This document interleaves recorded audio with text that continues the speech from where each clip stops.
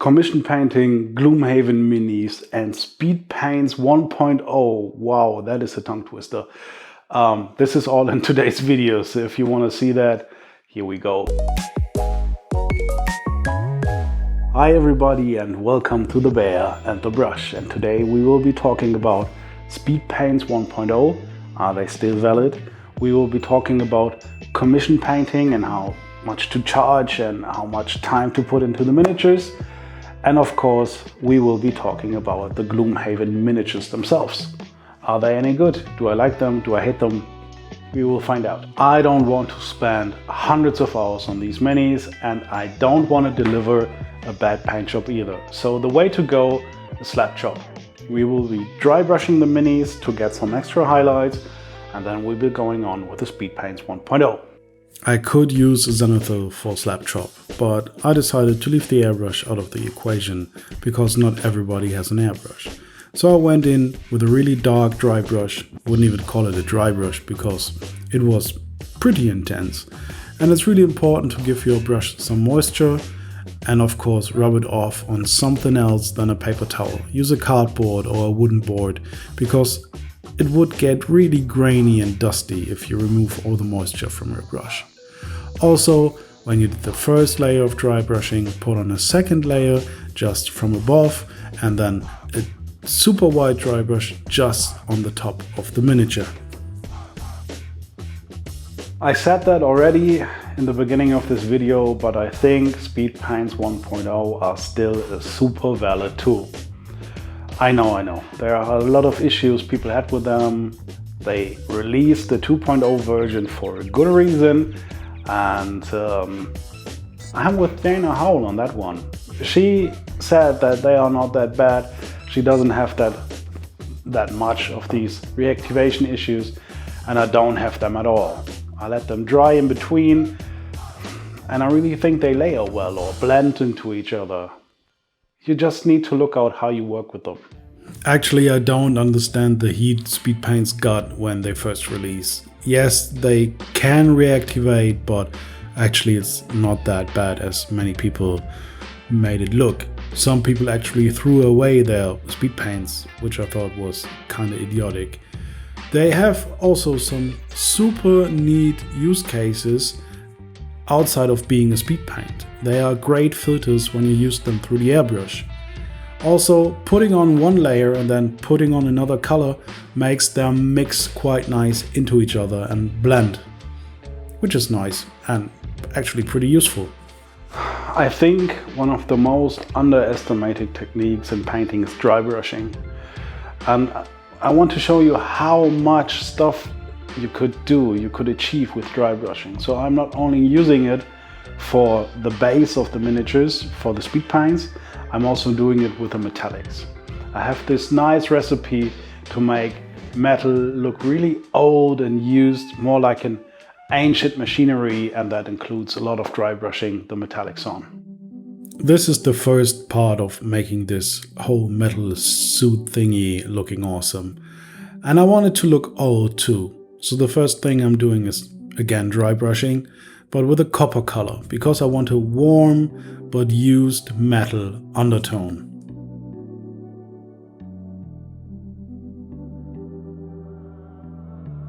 And again, in 3 steps, I first layer on a darker silver just on the upper areas, and then a light silver for the topmost edges, and of course a black wash.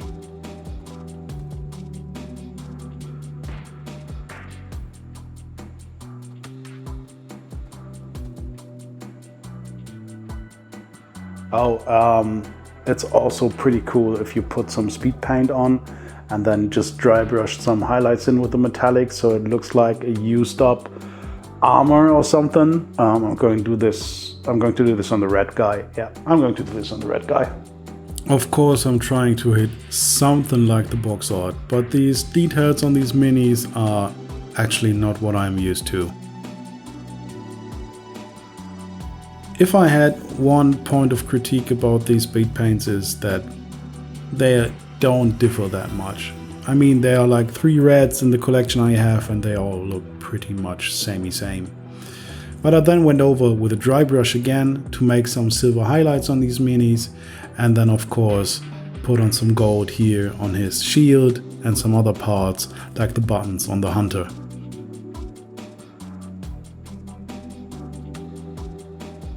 Funny story, when I started this channel I always thought this could be my job. Now I'm far away from that. I gave up that dream, but I'm not giving up this channel and not giving up doing this for fun. And if you like what I'm doing here, I would really appreciate if you could hit all those pesky buttons down below. Like, comment, subscribe, everything helps out to grow this channel and spread the hobby love. Some of these minis I actually did in multiple passes with multiple highlight colors, and in between I always got in with a white or an off-white to highlight some edges and then get over that with another speed paint. The reason for that is simple. I wanted darker crevices and lighter highlights, so I had to build them up. For the stuff that needed some glow effect or some buttons and stuff, they always got a white undercoat because these speed paints don't cover that well. I mean, they are kind of contrast paints, they aren't made for coverage. So I wanted some nice shining buttons and other scales and stuff, so I painted them white underneath. Did you know that you could use a white wash on stuff to get a nice inner glow effect? Because you want the lighter parts to be in the crevices and not the darker parts. So yeah, that works pretty well. I will show you. Another thing that I would normally do with an airbrush or maybe with an oil wash, but it works quite fine with just acrylics. You need to thin them down and you need to water them down and you really need to put them on, and then they are the perfect base for any glow effect you might want to use. In this case I'm using the Warpstone Glow, I think it's called, from Citadel, and I think this paint is quite amazing because it actually glows, and with the white undercoat it looks so crispy. I even did that on the big robot thingy because, well, it has this eerie glow on the cover art, on the box art, and I wanted it on the mini as well.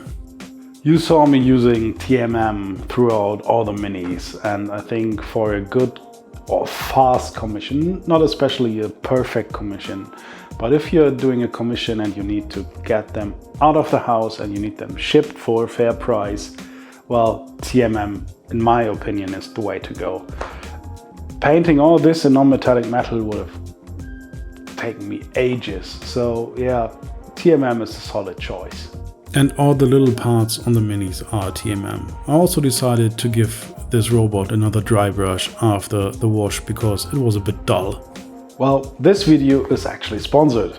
Well, it's sponsored by me, because I just wanted to tell you that I started giving courses, evening courses or one-day courses on the weekend for absolute beginners here in Germany.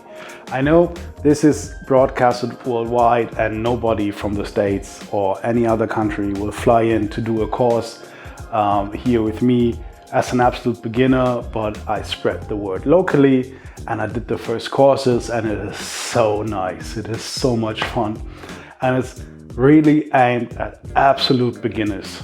And I think, being an e-learning specialist for over 15 years, I know how to get the point across and get people into painting and ignite the spark, carry the torch, whatever you want to call it. So if you know someone in Germany who would love to start miniature painting, please direct them to my webpage. I had so much fun doing all the little posters and flyers and stuff. And actually the first couple booked a one-day course here with me, and they're doing it for their anniversary, and this is so great. I am so hyped right now. So yeah, please excuse this little ad, but I needed to get this out of my system. Oh, and I forgot one little thing. I'm working on a, how should I call it? I'm working on a guide, a growth guide for beginner miniature painters that will show good sources, good topics to work on and spread it out over the course of a year. And this will be put together in a little PDF ebook, and I will offer this to a special tier of my Patreon later on this year. And of course, there's a dirty trick. You can highlight everything at once on these miniatures painted with speed paints or contrast paints or whatever with a really thinned down off-white. It works really well. You have to be really careful not to make it too thick, and don't layer it on too thick because then it will be the fully off-white tone. But using a thinned down off-white makes such great highlights on nearly every surface in every color if you're doing the speedy route. Well, actually there are two ways to use this off-white technique. In this case, I added just a little bit of the main color into this off-white mix, and I'm setting the highlights, and you can see they get really punchy really fast. Another way is just a real off-white color. This is a off-white that's going into the brown a bit, but I haven't mixed in any other colors. And I just put them on there and blend them with my finger, which is kind of the lazy man's dry brush blending, I guess. Or the lazy man's feathering. No, it's not really feathering. Also, these off-whites, if you use them really thinly, you can add them as a highlight to every other color, because they will shine through if you mix them thin enough. Also, they are great highlights for all these glass panels on the back. And of course it works beautifully as a highlight on the glowing parts that I did earlier, because the lightest part should be white in there too. I absolutely wasn't happy with the red armor and his cloak, so I mixed in some off-white into the red and stippled in all these bigger parts of his plates on his armor. That tidied up the armor quite a lot, and I even used it as scratchy highlights on the back of his cape. And this really made the mini pop, because there's so little contrast, because everything is red. I needed some highlights in gold, and I needed some highlights with the red. What I'm doing now isn't really OSL, but it gives kind of the effect or the look of it. When we look at the magician, she has this nice staff and she has that book. I wanted the rune on the book and the orb on the staff to glow and reflect that somehow on the miniature. So I gave that a white base and I painted on the speed paint and then put some speed paint on the parts that are like directly influenced by the light coming from that. I don't know how to tell you any better. That doesn't give any illumination or extra highlights, but it tints the face and the whatever she's wearing in the light that's coming off from the individual sources. And for a speed paint job, this is enough. This really ain't OSL, so I'm calling this step Ambient Light, and I'm basically just glazing over a thinned down version of the paint that I'm using for the light source. I did that for the green on one part of her face and on her shoulder, and I'm doing it for a red, and I'm pushing the red all over her face and then trying to make this little rune on the book glow a bit. This is at maximum a bit of ambient lighting and no real OSL, and I would do it in a totally different way on a miniature I would have more time for, but this is a commission and it needs to be done fast. Enough talking, let's make a reveal and take a look at those gorgeous Gloomhaven miniatures.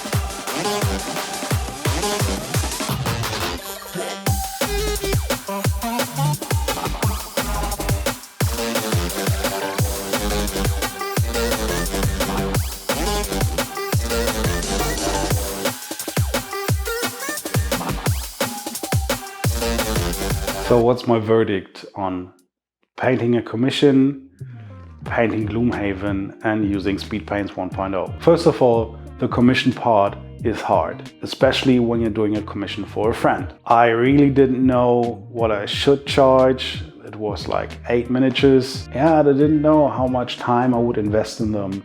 And I decided, well, let's give them a good speed painting, upgrade them with a nice little highlighting here and there, use TMM for speed, cheat a bit with the big metallic parts, and I came to around 100 euros. And I think that's a fair price.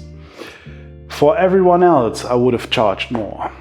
And if someone wanted a really nice handmade paint job, like, you know, layering, glazing, blending stuff, I would have charged even more. Is that fair in your eyes? Please tell me in the comments. I would really appreciate the feedback. So what do I think about the Gloomhaven miniatures? I enjoyed painting them for a friend, and I'm really happy they are painted when he and his kids are playing the game. I have to say it like this.